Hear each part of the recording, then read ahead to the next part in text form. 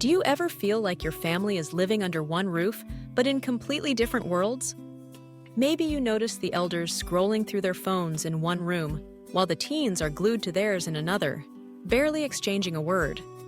The silence can feel heavy, and tension often bubbles just below the surface. If you're tired of that invisible wall between generations, there's good news.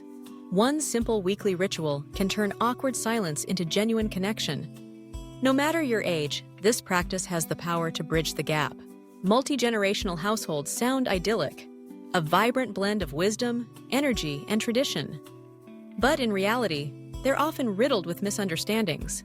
The older generation longs for respect, tradition, and a sense of being valued. They share stories of the past and hope their experiences will be noticed. Meanwhile, the younger members crave freedom, new experiences, and the space to express themselves. Each side waits to be heard, but rarely listens. The result? Miscommunication, avoidance, and quiet resentment.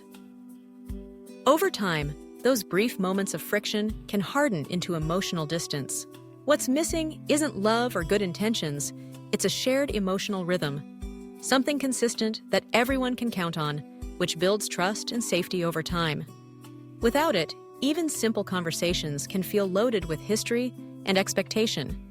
So, how do we break the cycle? How do we move from conflict to connection? The answer? The weekly reflection and story circle. It's a ritual that's as simple as it is powerful. Just once a week, gather everyone, elders, teens, parents, around a table, the living room, or wherever you feel comfortable. Light a candle to mark the moment. For the next 20 to 30 minutes, all devices are set aside. Then, one person asks a question. It could be, "What made you feel seen this week?" Or, "What challenged you?" Or even, "What memory or dream feels loud right now?"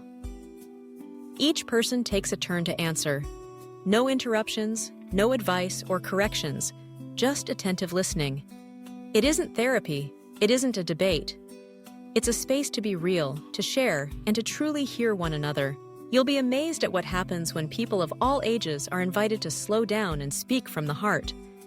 Elders who often feel sidelined begin to feel heard and valued for who they are today, not just for who they were. Teens who might expect criticism instead find safety and acceptance. Parents, often caught in the middle, get to observe the magic of mutual understanding. The room fills with stories, laughter, and sometimes even tears. Without forcing closeness, you'll notice the walls starting to come down. So, how do you make this ritual work for your family? First, keep it short and sacred. Set a time limit. 20 to 30 minutes is plenty. Make it special by lighting a candle or sharing a favorite snack. Second, honor the equal voice rule. No one gets to give advice or correct someone else's story. Just listen. This simple act is more powerful than you imagine. Third, rotate roles. Let the youngest family member lead sometimes. Let Grandma ask the question.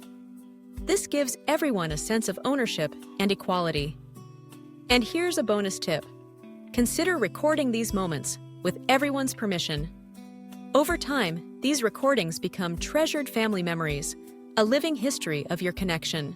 This isn't just another family activity.